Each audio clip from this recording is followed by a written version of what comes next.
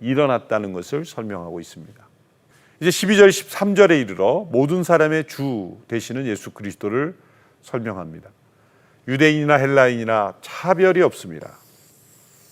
한 분이신 주께서 모든 사람의 주가 되셔서 그를 부르는 모든 사람에게 부요하시도다. 누구든지 주의 이름을 부르는 자는 구원을 받으리라. 자, 이 구절이 어떤 텍스트에서 지금 기록이 되어 있습니까? 지금 로마서 9장에서 11장까지는 특별히 유대인들의 문제, 그들이 왜 믿지 못했는가, 왜 그들은 메시아를 받아들이지 못했는가, 그리고 왜 그들은 구원받아야 하는가에 대한 사도 바울의 안타까움에 대한 그 문제를 계속 서술해 오다가 거기에서는 그들이 믿음을 의지하지 않고 행위를 의지하는 인간의 보편적 종교적 감정에 빠졌고, 또한 하나님의 의를 받아들이지 않고 자기 의를 세우는 그런 교만한 인간의 보편적 죄성에 빠져 있었고, 또 그들이 하나님의 모든 그 율법과 약속을 받았지만 거기에 얽매이는 그러한 그 보편적인 잘못에 빠진 겁니다. 그건 유대인만이 아니라 모든 사람들에게 빠질 수 있는 문제가 대표적으로 나타난 것뿐입니다.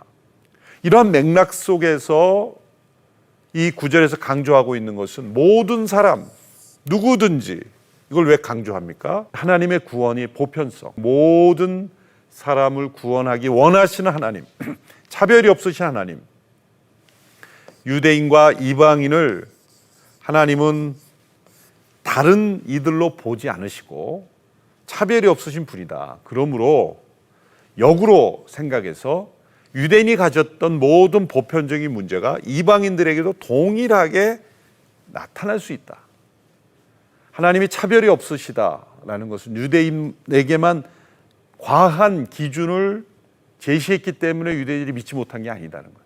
이방인들이 믿지 못하는 것도 동일한 이유입니다.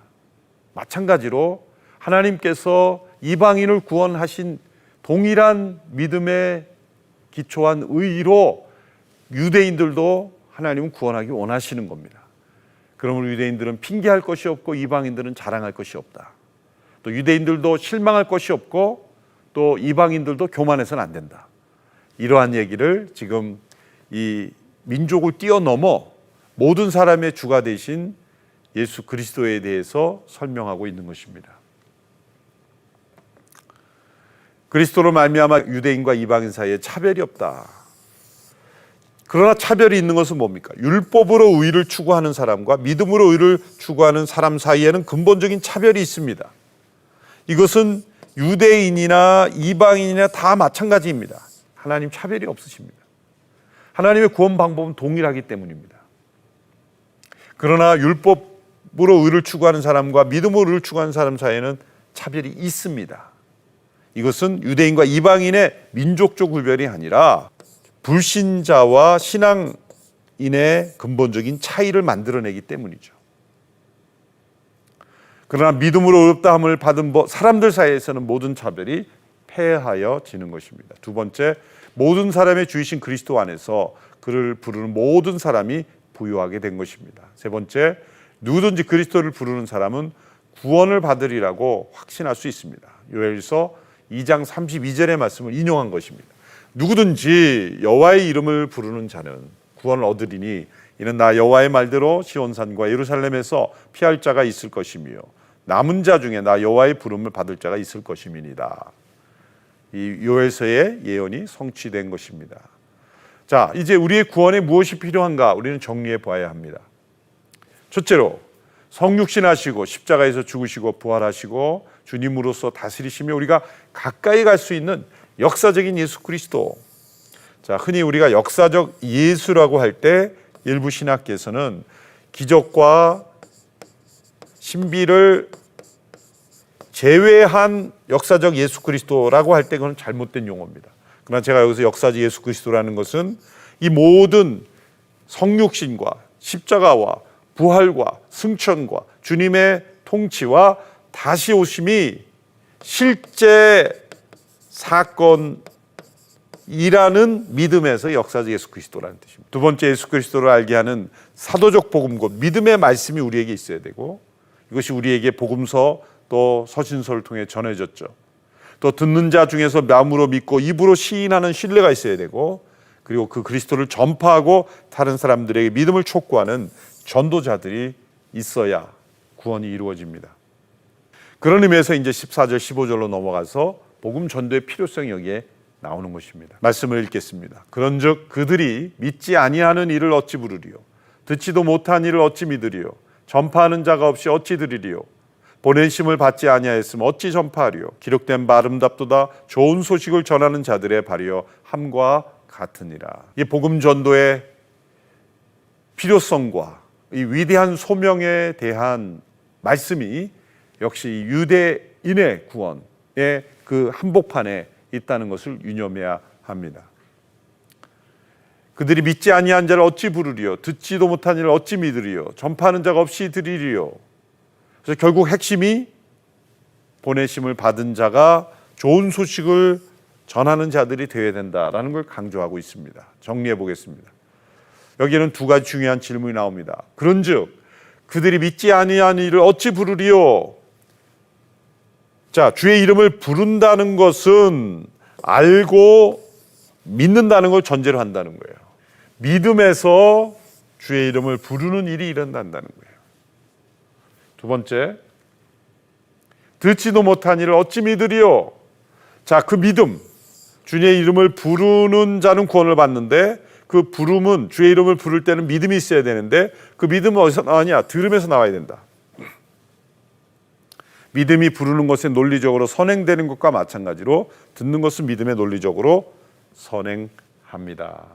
이것은 바로 유대인이 구원받기 위해서 누군가 그 유대인들에게 복음을 전해야 된다라는 걸 강조하기 위해서 설명한 거죠. 복음은 저절로 깨달아지는 것이 아니기 때문이다. 누군가에게 또 누군가 전해야 된다라는 걸 강조하고 있는 겁니다. 세 번째 질문입니다. 전파하는 자가 없이 어찌 들으리요? 소식을 전달하는 주요 수단은 광장이나 장터에서 공개적으로 선포하는 것이었죠. 그래서 많은 사람들에게 이 전파하는 것, 그것이 중요하다라는 걸 강조하고 있습니다. 또한 질문입니다. 보내심을 받지 아니하였으면 어찌 전파하리요? 이 전파는 보내심을 받은 자들에게 의하여 일어난다는 겁니다. 예수 그리스도의 사도들은 예수님의 임명을 받았고 교회는 그리스도께서 보내시기로 선택하신 사람들만 보냈습니다. 사도라는 이 단어는 헬라어로 아포스톨로스, 영어에서 어퍼슬이 여기서 나온 거죠. 보냄을 받는다라는 뜻입니다. 예수님께서 제자들을 부르셔서 자기들과 함께 있게 하시고 훈련의 과정을 통해서 이제 성령을 통해서 그들을 사도들로 보내셨습니다. 그래서 우리 그리스도인들에게 정체성은 두 가지 정체성입니다. 주님의 제자이며 동시에 사도여야 합니다. 사도라는 직책이 지금까지 있다는 게 아닙니다. 제자가 직분이 아닌 것처럼 사도도 지금 우리에겐 직분이 아닙니다. 그러나 제자의 삶과 사도의 삶은 분명히 존재하는 것이죠. 우리는 제자가 되어 그리스도 안에서 그분과 더불어 연합하여 그분을 배우며 또한 그리스도의 사도가 되어 그리스도를 전하는 자가 되어야 되는 거죠. 그래야만 보내심을 받은 자가 전파하는 것이고 전파하는 자로 인하여 듣게 되는 것이고 듣게 됨으로 믿음이 생기는 것이고 믿게 됨으로 주의 이름을 부르게 되는 것이고 주의 이름을 부름으로 구원을 얻게 된다는 것입니다. 이것을 정리해 보면 자, 그리스도께서 사자들을 보내십니다. 사도들입니다. 사자들이 전파하고 사람들이 듣게 되고 듣는 사람이 믿게 되고 믿는 사람이 부르게 되고 그리고 구원을 받게 된다. 이것을 세세하게 사도 바울이 너무나 당연한 말씀인 것 같지만 이것을 세세하게 구분하는 이유가 뭘까요? 사람들은 이 각 단계별로 전파하는 단계, 듣는 단계, 믿는 단계, 부르는 단계 이 모든 단계마다 사단의 방해가 다 있습니다. 또 사람들이 분열되어 있기 때문에 듣는다 그래서 다 믿지 않습니다. 믿는다고 해서 다 부르지 않습니다. 또 믿는다고 해서 다 전파하지 않습니다. 전파한다고 해서 다 사람들이 믿지 않습니다. 전파하는 자, 보냄을 받은 자, 또 믿는 자, 또 믿는 자가 또 전파해야 되는 것, 이 모든 것이 성령의 인도하심 가운데 선한 사이클이 되어야만 이 구원의 역사가 계속 일어나는 겁니다. 유대인 가운데 먼저 믿은 사도 바울이 왜 지금 사도가 되었습니까? 그리스도께서 보내셨기 때문입니다. 보내셨기 때문에 지금 유대인들에게 전파한다는 겁니다. 그러면 바울이 전파함으로 인해서 누군가 듣게 될 겁니다. 그걸 지금 유대인들에게 말한 겁니다. 내가 지금 전파자가 되어서 당신들이 듣고 있다. 그러면 당신들이 듣는 그 반응이 있어야 될 것이 이제 믿음이 나타나야 된다. 그 믿는다면 이제 주의 이름을 부르고 구원받을 것이다. 그런다면 당신도 또 보냄을 받은 자가 될 것이다. 그리고 보냄을 받아서 또 전파하는 자가 될 것이다. 이 복음의 선순환, 복음 전도의 선순환이 지금 자신이 로마서를 쓰고 있는 목적이며 로마에 가고자 하는 목적이며 로마를 거쳐서 스페인으로 가고자 하는 목적이다. 우리의 삶에 있어야 될 가장 중요한 이 사이클은 바로 복음 전도의 사이클이다. 나는 무엇을 듣고 있는가? 그것은 무엇을 믿고 있는가? 또 무엇을 전하고 있는가? 그리고 누군가에게 전파자가 되고 있는가?